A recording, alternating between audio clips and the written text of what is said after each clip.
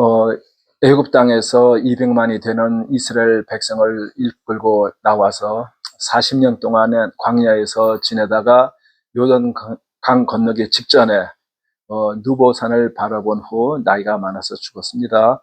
그리고 그 뒤를 이어서 여호수아가 가나안 정복을 대략 했지만 다는 하지 못했습니다. 그 후에는 어떤 특별한 지도자가 아니고 이스라엘 백성이 이제 각자 하나님을 이렇게 섬기면서 살았는데, 사람들이 편하다 보면은 죄를 짓게 되는 게 습성이고 그게 역사입니다. 나라들도 그렇고 개인적으로도 지금 현대에서도 많은 사람들이 일이 잘 되고 편하다 보면 죄를 짓는 경우가 많습니다. 그러면 하나님께서 또 이렇게 징벌을 하시고, 그러면은 그때 힘들어서 처음에는 자기 힘으로 좀 이렇게 저렇게 해보려고 하다가 안 되면 결국 하나님께 살려달라고 기도를 하면서 회개를 하고 합니다. 그럼 하나님께서 그 기도를 들으셔가지고, 그 이스라엘 백성 같은 경우에는 어떤 사람을 불러서 네가 이스라엘 백성을 리더해라 하는, 이제 그 사람들이 사사입니다. 그것을 기록한 것이 사사기고, 그래서 사사기가 지나고 난 다음에 그 다음 나오는 성경 책이 이제 사무엘 상서가 되겠어요. 사무엘 상서에서 엘리 제사장이 나옵니다. 엘리 제사장은 이스라엘의 대제사장이기도 했지만 사사이기도 했습니다. 사사로 40년을 지냈습니다.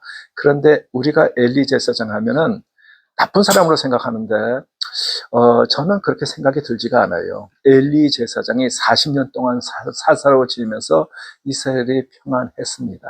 그리고 한나의 어머니라는 대단한 사람이 자기가 애를 낳지 못하니까 하나님께 서원해가지고 아들을 놓으면 하나님께 바치겠습니다 했는데 아들을 낳았어요. 그래서 그 아들이 젖되기까지 기다렸다가 아마 뭐 조금 더 기다렸을지 모르겠지만, 그 이제 뭐 우리 지금처럼 토들러 같은 애들을 교회에 와서 맡겼습니다. 그거는 보통 신앙이 아닙니다. 애를 키우는 엄마 같으면은 남의 얘기를 들었을 때는 별로 아무 생각 없이 들다가 옛날에 애를 키웠을 때 그때를 생각해보면 어떻게 젖된 애를 누구를 믿고 어떻게 교회에 갖다 맡깁니까? 이거는 대단한 신앙, 하나님에 대한 참 큰 믿음이었습니다. 그래서 사무엘은 자기 자신의 의지가 뭔지도 알기 전에 자기 엄마의 서원에 의해서 하나님께 바쳐지게 된 사람이었어요.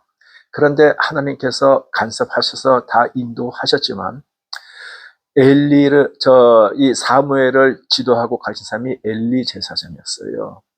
그 사람의 인격이, 신앙이 웬만큼 됐길래 사무엘같이 훌륭한 사람이 나왔지, 그 사람이 개판이었으면 그게 참 그럴 가능성이 거의 없었다고 생각이 듭니다. 그래서 저는 엘리 제사장의 최소한 자기의 일을 충실하게 한 그런 사람이라고 생각이 들어요. 그런데 엘리가 저주를 받게 된 거는, 사람이 자기의 할 일을 다 하고 성실하게 하더라도 하나님께 대한 태도가 문제입니다.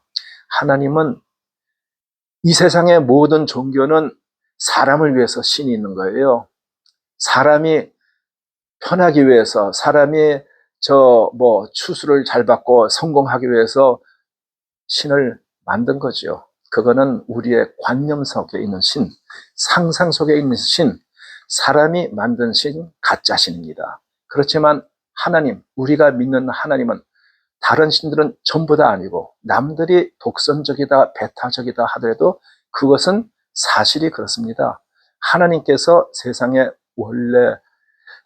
원래 존재하셨는데 하나님께서 영광을 받으시기 위해서 사람을 만든 겁니다. 그러니까 우리가 지금 섬기는 하나님과 다른 종교, 다른 신과의 차이는, 우리가 섬기는 하나님이 자기를 위해서 사람을 만든 겁니다. 그리고 다른 신들은 사람이 필요해서 신을 만든 겁니다. 근본적으로 아주 다릅니다. 그러니까 다른 사람들이 독선적이니 배타적이나 하더라도 그게 원래가 그런 거기 때문에 변명하고 변론할 필요가 없는 겁니다. 그런데 하나님께서 엘리의 집안, 그러니까 아론, 그 조상 아론으로부터 시작해가지고 대제사장을 이스라엘 백성 중에서 딱 정해 주신 거예요. 그래서 대대로 그 아론의 첫째 아들 가문에서 제사장을 태우다가 그거 끊어지고 엘리가 넷째, 그러니까 아론의 셋째 아들, 첫째 아들, 둘째 아들은 불에 다 죽었고 셋째 아들 통해서 쭉 대제사장이 내려오다가 그게 끊어지고 넷째 아들의 가게에서 대제사장 나온 게 엘리입니다. 그래서 엘리에서 쭉 가서 엘리의 저주로 솔로몬 때 아비아달이 제사장이 파면되면서 다시 셋째 아들의 후손인 사독이 대를 이어서 쭉 대제사장에서 이어서 예수님까지 이렇게 내려오게 됐어요. 그런데 이 엘리 제사장은 이스라엘 전체의 지도자, 사사, 그리고 또 대제사장으로 자기의 뒤를 이은 아들 홈니와 비나스, 제사장 가게이기 때문에 그 아들 홈니도 비나스도 제사장입니다. 그런데 망난이었어요. 하나님을 무시하고 이 사적으로 해도 그 사람이 각자 벌을 받겠지만 공적으로 모든 백성 앞에서 대놓고 했을 때 엘리는 자기 아들을 제대로 교육시킨 것뿐만이 아니라 공적에서 하나님 앞에서 제사하는 제사장이 하나님을 경시하다 못해 그 참 뭐라고 해야 될까요? 이 도저히 해서는 안 될 일들을 했을 때 그것을 처벌하지 못한 그 죄 때문에 엘리의 가문은 멸족이 되고 제사장에서 다 끝장이 나게 됐습니다. 그렇지만 엘리 그 자신은 자기 개인적으로 자기 할 일은 잘한 것 같아요. 엘리가 벌 받은 것은 홈니와 비나스 때문에 벌 받은 겁니다. 그리고 그거는 우리들한테도 시사하는 바가 큽니다. 우리가 자식들한테 제일 먼저 생각해야 되는 것은 우리의 자식들이 천국에 가야겠지요. 지옥에 가면은 다른 성공은 다 의미가 없어요. 부모로서 제일 성공했다고 하면은 자녀들이 천국 가게 인도했다는 것.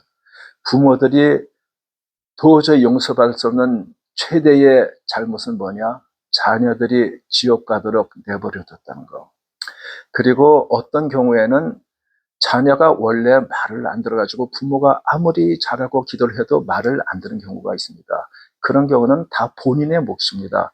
우리가 부모가 자녀를 위해서 어느 정도 뭐 세상적으로 다 희생해 줄 수도 있지만 하나님과 사람의 관계는 1대1의 관계입니다. 부모가 교육도 하고 도와주고 할 수 있지만 결국은 모든 사람은 자기가 하나님을 믿고 구원의 길로 가느냐 아니면 지옥을 가느냐 하는 것은 자기의 몫입니다. 자기의 믿음이고 이제 거기에서 뭐 많은 교리가 있어서 저는 장로교에서 예정론을 다 또 믿습니다. 그렇지만 자유의지도 믿습니다. 그거 두 개가 인간 사회에서는 서로 물과 기름같이 모순이 된 것 같이 보이지만 왜 인간 사회에서는 그게 서로 모순이 되는 것처럼 보이냐면 우리는 시간의 한계 속에서 살고 있기 때문에 그렇습니다. 그러나 시간의 한계를 초월하시는 하나님 입장에서 보면은 예정론과 또 자유의지가 문제가 되지 않다고 저는 생각이 듭니다. 그래서 엘리의 지도로 이제 사무엘은 잘 자랐어요. 정말 이스라엘의 지도자로 따진다면은 모세 다음 가는 지도자 정도 됩니다.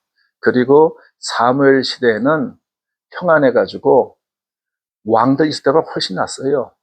왕들이 있을 때에는 하나님께 11조를 드리고 왕들에게 11조보다 훨씬 많이 다 세금을 냈을 것 같아요. 그리고 평안이 있든지 말든지 망하든지 했어요. 사무엘 때는 하나님께 11조 드리는 것 외에 왕이 없으니까 사무엘한테 특별히 돈 낸 것도 없어요. 그러면서 평안을 오랫동안 사무엘이 사는 날 동안까지 다른 외세 침략이 없이 참 훌륭한 사람이었습니다. 성경에 보면 사무엘의 입에서 나간 말이 하나도 땅에 떨어지지 않냐고 다 이뤘다. 그러니까 얼만큼 파워풀한 하나님께서 함께 하신 사람인지 우리가 추측을 할 수가 있습니다. 엘리 제사장이 그 벌로 망할 때 블레셋 사람한테 졌어요. 그래가지고 사람들이 많이 죽고 하나님의 궤도 뺏기고 홈니와 비나스가 전쟁에서 죽고 그 소식을 들은 자기 아버지 엘리 제사장이 궤가 뺏겼다는 소리를 들을 때 뒤로 넘어져서 목이 부러져서 죽었습니다. 그래서 그때부터는 어떻게 됐겠어요? 졌으니까 블레셋한테 이제 노상 고통을 당했겠죠. 식미시험 되어서 뭐 가을에 수확을 하면 뺏기고 뭐 자기네 마음대로도 못하고 했겠죠.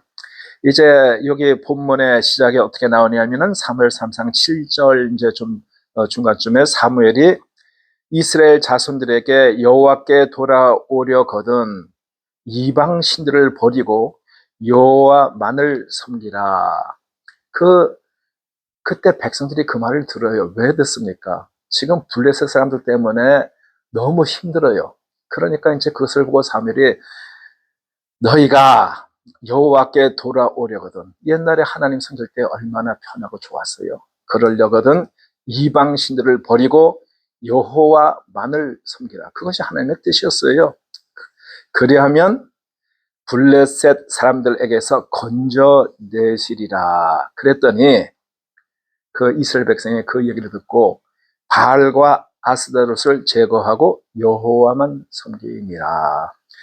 하나님께서 이스라엘 백성이 가나안 땅에 들어가기 전에도 십계명을 통해서 여러 가지를 통해 가지고 하나님만을 섬기고 우상 섬기지 말고 이것을 계속 강조를 하셨어요. 모세뿐 아니라 여호수아 때도 다 그랬고 그랬는데 사람들이 편하면 죄를 지키기가 쉽습니다. 이 세상의 죄의 순서를 가만히 생각해 보면은 아담과 하와가 왜 죄를 졌습니까? 그거는 뭐 탐욕이라고 할까요? 하여튼 하나님 말씀을 듣지 않고 선악을 보니까 보음직하고 아주 이렇게 탐스럽고 먹음직하고 이러니까 먹었는데 그 전에 사탄이 꿰는 얘기가 있잖아요. 저거 먹으면 너희도 하나님처럼 돼. 그러니까 이 사람들이 탐욕에다가 이제 그거 아주 제일 급도로 친다면 하나님처럼 되고 싶은 마음. 그래서 죄를 졌어요. 그래가지고 에덴 동산에서 쫓겨났는데 그 다음에 그 첫째 아들과 둘째 아들이 무슨 일이 납니까? 첫째 아들 가인이 둘째 아들 아벨을 죽였어요. 왜 죽였습니까? 시기 때문에 죽인 거예요. 지금 현대에서 우리가 이제 학문들이 굉장히 세분화돼서 많은 것이 있는데 소셜러지, 그러니까 사회학이라서 그 사람들의 이 결론은 사회에서 제일 큰 문제가 무엇인가 하면은 시기라고.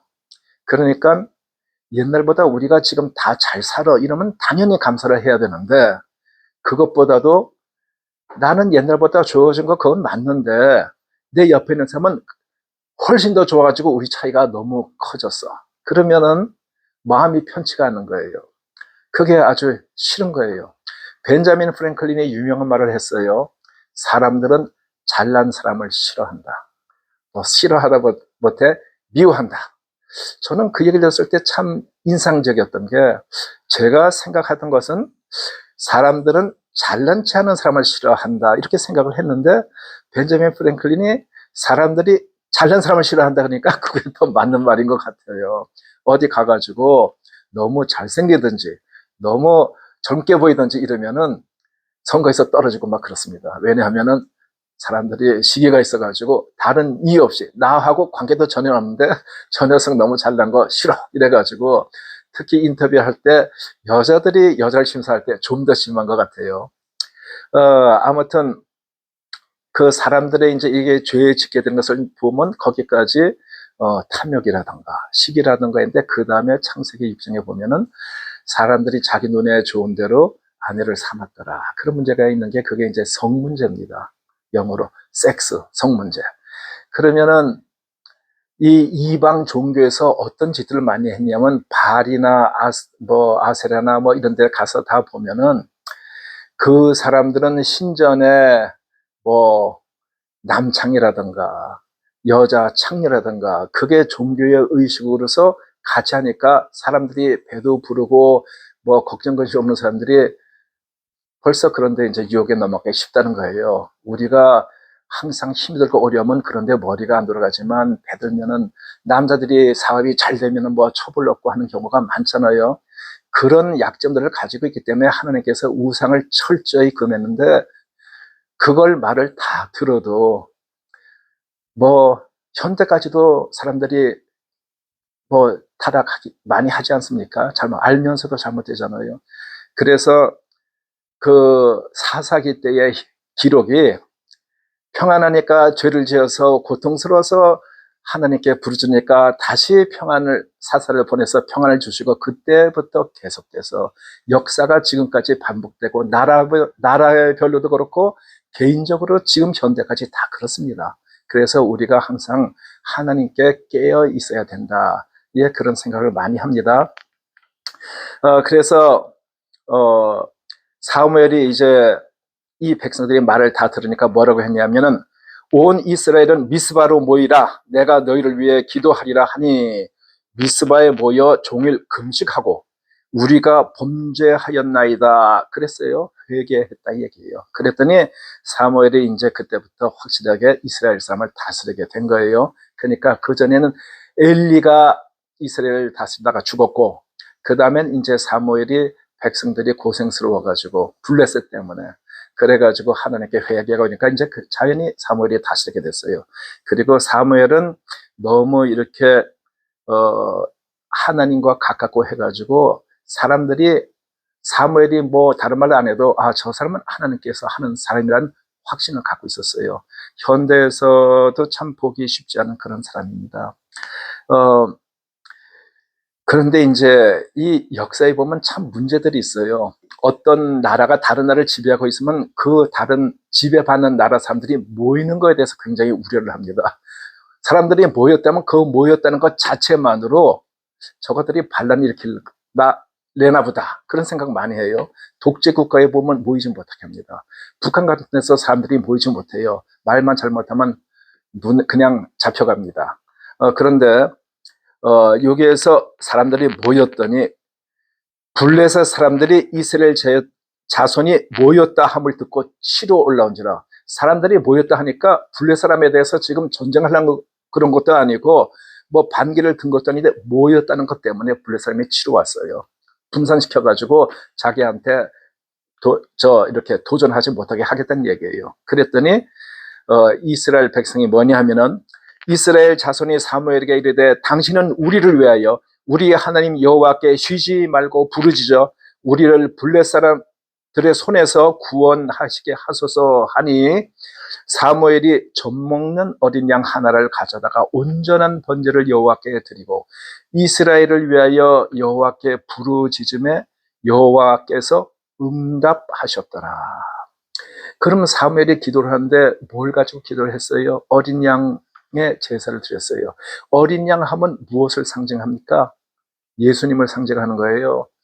사람들은 에덴초 아담이 벌을 졌을 때, 사람들이 벌을 졌을 때, 그 전에 먹으면 죽으려고 했어요. 그러니까 죽게 돼 있는 거예요. 그리고 어떤 면에서는 하나님과 관계가 끊어진 것이 어떤 면에서는 죽었다고 할 수도 있어요. 그런데 그래도 그럭저럭 돼 있다가 사람들이 이렇게 성적으로 타락하고 이러니까 그나마 어느 정도의 관계가 있던 것이 아주 사라져버리고 사람은 이제 캄캄한 세계에서 살게 된 거예요.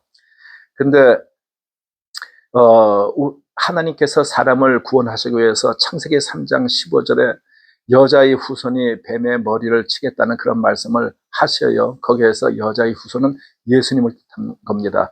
사람들은 사람이 스스로 속죄할 자격도 없고 능력도 없고 사람들은 오로지 하나님께서 용서를 해 주셔야 되는데 하나님께서는 공의의 하나님이시기 때문에 대가를 치러야 된다.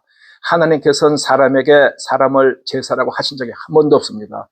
이 세상에서 제사는 단 한 번, 정말 제사는 단 한 번 하나님께서 사람으로 오셔서 그분이 바로 예수 그리스도입니다. 예수님께서 십자가에 달려 돌아가실 때 이 세상의 모든 사람, 그 모든 사람을 위해서 죄를 대속하시고 돌아가셨습니다. 그것이 히스토리아 살루티스라고 합니다. 그런데 모든 사람이 다 구원을 받느냐? 아니요.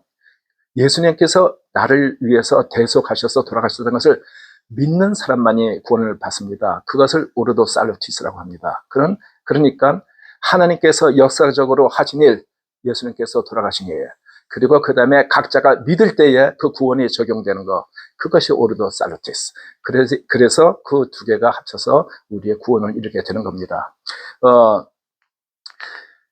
그 하나님께서 응답을 하셨다고 그랬어요. 그러니까 성경에서는 응답을 하셨다고 하는 말로만 있습니다. 걱정 마, 도와줄게.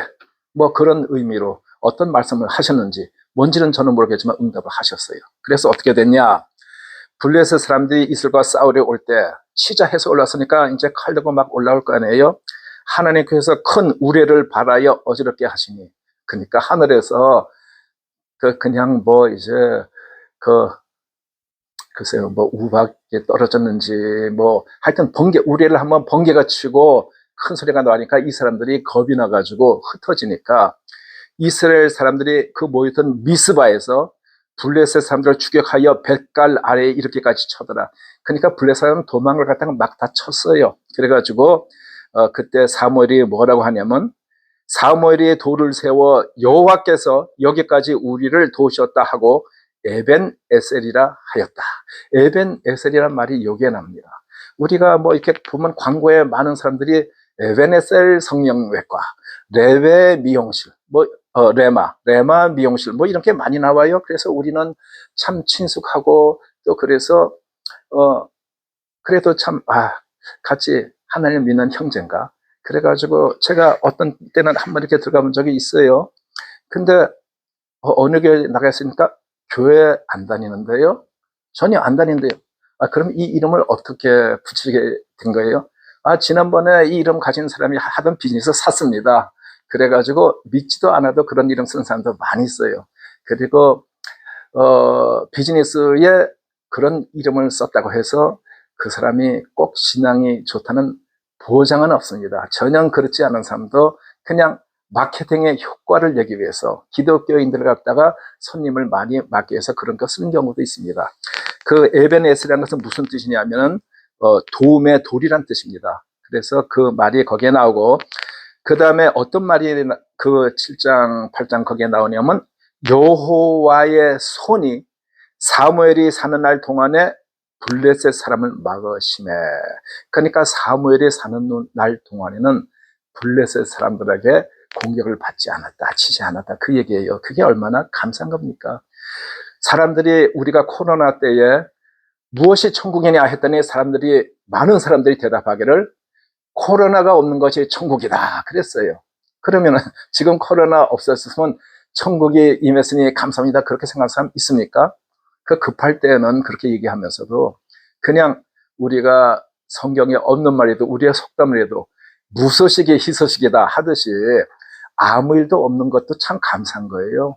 아무 일도 없을 때 보통 때 불만 실컷 하다가 무슨 일 생기면 그때 가서 원망하는 게 사람의 습성이고 역사입니다. 그렇지만 하나님을 믿는 사람은 그렇게 하면 안 됩니다. 그리고 그 사물 때 빼앗겼던 성읍, 그러니까 자기네 뺏겼던 성 에그론부터 가드까지 회복이 됐다. 하나님께서 지켜주시고 빼앗겼던 성까지 회복을 했고, 그리고 이스라엘과 아모리 사람 사이에 평화가 있었더라. 가나안 사람들과의 사이에 평화가 있었다는 거예요. 그러니까 제가 보기에는 이 사무엘 시대 때 얼마나 시대가 좋았냐면은 왕들이 있을 시대보다도 전쟁 지는 게 없고 평화가 있고, 그게 얼마나 좋은 겁니까? 그렇다고 해서 사무엘이 세금을 받았습니까? 뭐 텍스를 따로 냈습니까? 그거 정말 이상적이었던 시대라고 생각이 듭니다. 근데 사람들은 우리한테 맨날 고기를 주는 소나 뭐 우리가 옛날 같으면 유용하게 탔던 말이나 뭐 양이나 이런 거에 대해서 관심도 없고 감사하지도 않아요. 사람들이 존경을 하는 건지 대단하게 생각하고 관심 많은 거는 우리 사람들을 잡아먹는 사자나 호랑이입니다. 근데 역사에서 보면은 우리를 위해서 진짜 수고한 사람, 진짜 이렇게 좋은 일을 한 사람은 별로 눈에 안 띄고 그 영웅이라고 하는 사람, 그런 사람들을 갖다가 사람 버리는 크게 각인이 되고 그 사람을 우러러 보는데, 영웅이라는 사람을 다른 사이트에서 보면 도적이에요. 남들 평안히 사는데 그 사람들 모아가지고 때려 죽이고 그 다음에 땅 뺏은 그런 사람을 영웅이라고 하는데 참 그 아이러니컬합니다. 이 사무엘은 어느 왕 못지않게 참 훌륭한 사람이라고 생각이 듭니다. 사무엘이 해마다, 그러니까 every year, 해마다 베델, 길갈, 미스바로 순회하고 집 있는 라마로 돌아와 다스렸다. 그러니까 자기가 할 일을 갖다가 참 이렇게 성실하게 이 지방을 쭉 순회하면서 자기 집에 또 돌아오고 하면서 해마다 그랬던 얘기예요. 이제 사무엘이 늙음에, 그래가지고 한병설에서 늙음에 아들 요엘, 아비야를 사서로 삼았는데, 그러니까 우리는 사무엘이 마지막 사사라고 다들 그렇게 생각을 하고 있는데, 마지막 의미 있는 사사였지, 여기 성경 말씀 그대로 한다면 그 다음에 아들인 그 요엘과 아비야도 사사가 됐던 거예요. 근데 어떤 일이 생겼냐면은 그 아들들이 뇌물을 받고 판결을 굳게 하니라. 그러니까 우리가 그냥 생각하면 뇌물을 받고 판결을 굳게, 아이 나쁜 놈이네. 그런데 제가 보기에는 대부분의 사람들이 뇌물을 받으면은 공정하게 하기가 힘듭니다. 나는 절대 안 그래? 그런 사람들이 많지만 그 제약에 하면 달라질 것 같아요. 뇌물을 받고 공평하게 할 사람은 아예 받지도 않을 거고, 이건 부담이 되니까 안 받겠습니다, 딱 그렇게 할 거고, 뭐 그럴 것 같아요. 그러니까 이 아들들이 그렇게 뇌물 받고 판결을 굳게 하고 하니까 모든 장로가 사무엘에게 당신은 늙고 당신의 아들들은 당신의 행위를 따르지 아니하니, 그러니까 사무엘 당신하고 다르다 이거예요. 아들은 당신하고 다르다. 그러니까 다른 나라들처럼 우리에게 왕을 세워서 우리를 다스리게 하소서, 그렇게 했어요. 그랬더니 뭐 개인적으로 사무엘이 아마 자기 아들 비판하니까 뭐 싫은지도 모르겠지만, 사무엘의 인격으로 본다면 그게 중요한 게 아니고, 성경대로 보면 왕을 주어 우리를 다스리게 하라 함을 사무엘이 기뻐하지 아니하여 여호와께 기도하매, 그런 말씀이 나와요. 그러니까 왕은 하나님이시지 왜 사람을 갖다가 왕을 뽑아서 다스리게 해달느냐, 그거는 이방 다른 나라, 하나님은 모르는 나라 하는 짓이, 이래가지고 사무엘이 그것을 싫어서 기도했더니 하나님께서 뭐라고 하셨어요? 하나님께서 사무엘에게 이르시되 백성이 네게 한 말을 다 들으라. 왜냐하면 그게 이제 대세예요. 백성들이 다 원하는 거예요. 이는 그들이 너를 버림이 아니요 나를 버려 하나님을 버려 자기들의 왕이 되지 못하게 함이니라 하시면서, 하나님께서 옛날부터 했던 얘기를 또 하신 거예요. 내가 그들을 애굽에서 인도하여 낸 날부터 오늘까지 그들이 모든 행사로 나를 버리고 다른 신들을 섬긴 같이 네게도 그러하는 도다. 그래가지고 하나님께서 그 사람 말대로 해. 응? 왕의 제도가 어떤 가지 가르쳐 줘라.